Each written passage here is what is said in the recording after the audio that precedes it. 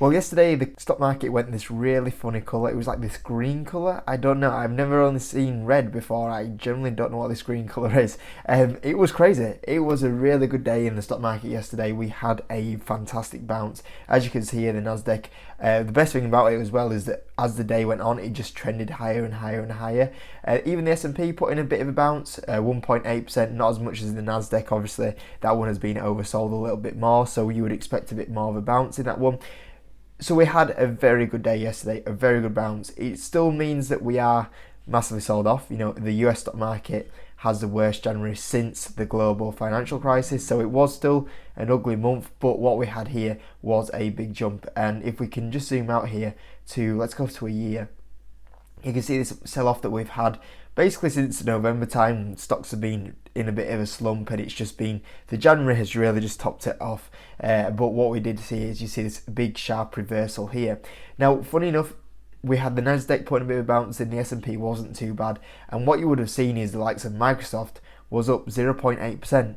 So that was, I mean, that's still decent, but when we look at it in a second, the difference to other stocks, same with Apple, still this had a pretty decent day, 2.6% up. But the little difference here is that when we go on to a lot of the stocks that have been beaten down in the last 3 months, let's look at Fiverr, for example. I really like Fiverr as a business. Still not bought it, but I do really like it. But this one has been absolutely tanked.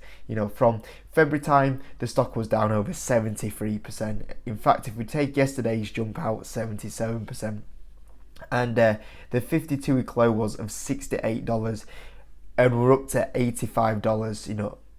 That was a massive jump yesterday, 17%. Same for DraftKings. DraftKings has been, once again, this is a stock that's had since about September time, massively sold off, and as well as that, the whole kind of industry that it's in, that has been massively sold off. And yesterday we had a 7% jump up in DraftKings, 52 close, $17, now up to $22. TDOC, I think TDOC is like the prime example of how much a lot of these growth stocks are being sold off on. This is a stock that has had major financial benefit from what has happened in the last 2 years. And yeah, even though a lot of these companies, you'd say that they got to, really stretch valuations, you look at TDOC and go, okay, 52-week high of 308, 52-week low of 66. And what did you have with TDOC yesterday? A nearly 9% jump in the share price on TDOC. Shopify, I mean, this is the thing is, originally people were saying, oh, it's only growth stocks that are non-profitable. They're non-profitable, so they're trash stocks. But we started to see that it's starting to come into even profitable companies like Shopify, for example. And same again, we had a 10% drop, a 10% jump in the share price on Shopify yesterday. And once again, this one, a little bit later than the other ones, but November time had the massive sell-off here, and you had Shopify dropping down 51%. And the last one that I'm going to point out, which is Beyond Meat. Beyond Meat jumped 15% today, and a lot of that was due to, first of all, obviously this one has once again, been sold off. This has been downtrending a lot longer than the other ones. This one's basically been downtrending since around February time, but the reason why this jumped so much compared to the other ones, well, maybe not Fiverr, but definitely a lot more than the other ones that I said there, is because first of all, it had a double upgrade from Barclays, and the other thing is that Beyond Meat is, I believe, the 7th most shorted stock on the stock market, I believe. So the thing is when you have these stocks like Beyond Meat that have a little bit of positive news, and then the whole market is green as well by quite a bit, and you've got such a shorted stock, these are the stocks that generally have massive jumps in the share price, huge jumps in the share price. And this is the big thing, is that this is what people always need to be aware of, and sometimes it is a little bit forgotten, is the likes of Microsoft and Apple, for example. These stocks only jumped like 1%, 2%, whereas you had all these growth stocks jumping an absolute huge amount. These were jumping even a lot higher than what the Nasdaq was doing, what the S&P 500 was doing.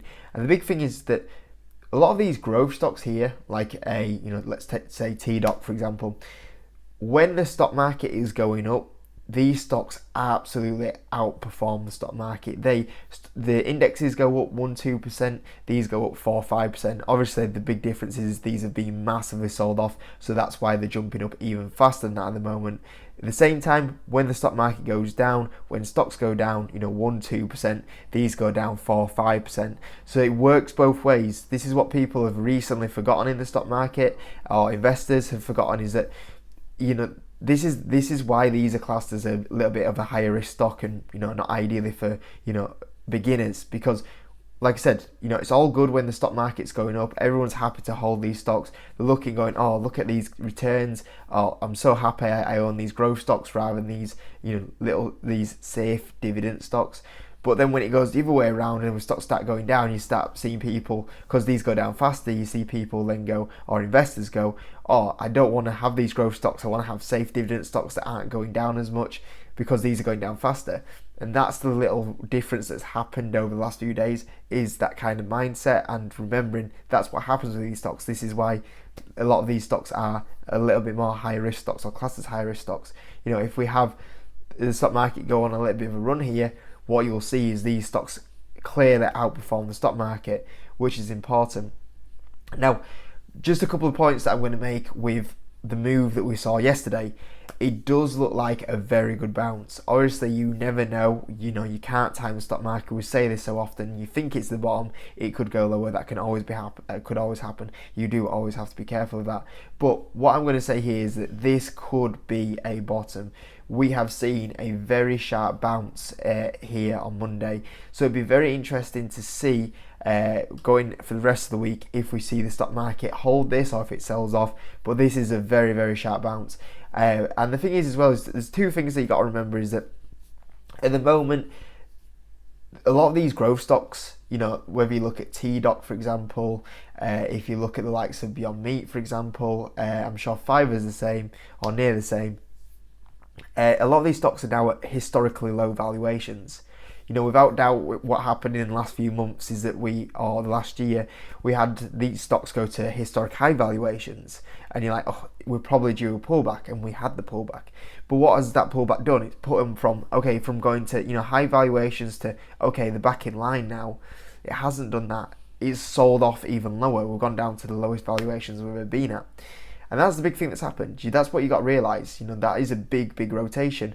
And only for so long you can see these sort of stocks, these quality, high growth stocks, keep going to the lowest valuations they've ever been before they hit a bottom. And then investors, Wall Street go, okay, we're going to start buying them now. It's going to happen at some point. And this could be that point. They are at the lowest valuations historically a lot of them have been at. A lot of gains, a lot of share price, a lot of valuation has been wiped off every single growth stock. So from that point of view, this could easily be the bottom. It's what I've been saying for a while on here now. I think the last kind of 2-3 weeks I've been saying, the more we keep going down at the rate we were going down at, because it wasn't a slow 1-2% anymore. A lot of these growth stocks were hitting 10% down in a day. They're going down a huge amount. And when you're hitting out that much, there's so many weak hands being flushed out, you hit a bottom a lot quicker. And with how fast they dropped off, at some point these are going to become attractive to investors. And there's so much negativity out there that when you see so much negativity out there, you start going, okay, we could be near the bottom. When you start seeing that much negativity, where you see people going, oh, I can time the market, or I'm not going to buy anymore. I'll just wait it out. When you start seeing that negativity, that's when you start knowing you are quite near a bottom, and that's what we especially saw in the last few weeks. And yeah, I think that was a key point. And also for a lot of these stocks right now, you have a massive short squeeze going on. That's a potential with it. Is that a lot of these stocks now, just as investors can get too bullish on stocks. Sometimes investors can get so negative on stocks, or short sellers get so negative on stocks, they end up shorting too much, and they have to end up covering the shorts. Beyond Meat's a prime example. So you have a lot of shorts that are now thinking, oh, okay, maybe it's time to run, and very quickly, a lot of this short negativity that's out there, that can also get reversed very quickly as well. And a little bit of point as well is like I said, this might not be the bottom, But I'm just saying it's a very strong bounce that we had on Monday. Is that obviously, one of the big YouTubers out there, Meet Kevin, came out and said, I'm going to time the market. This is a prime example of why you don't do that. Now, like I said, it might not be the bottom. This is only just one good day. But if this is the bottom, this is how quickly things can change. This is how quickly you hit a bottom and it bounces. So if Meet Kevin here tries to time the market, he thinks, oh, it's going to go 20% lower, he then sells all of his stocks out, and then we have the bounce. Boom, that's it, he's done.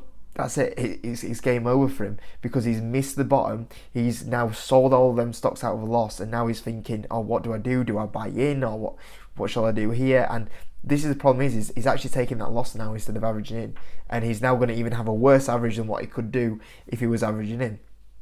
And this is a big problem. And as well, what he'll be thinking about mentally is, okay, the stock market's starting to bounce. When do I get in? Do I commit to it? Do I buy now? And that's the other mental challenge that you have. You want to have an easy life as a long-term investor. Just buy, hold. Oh, how's it all doing? Have a look. Not have that pressure of, do I buy now? Do I sell now?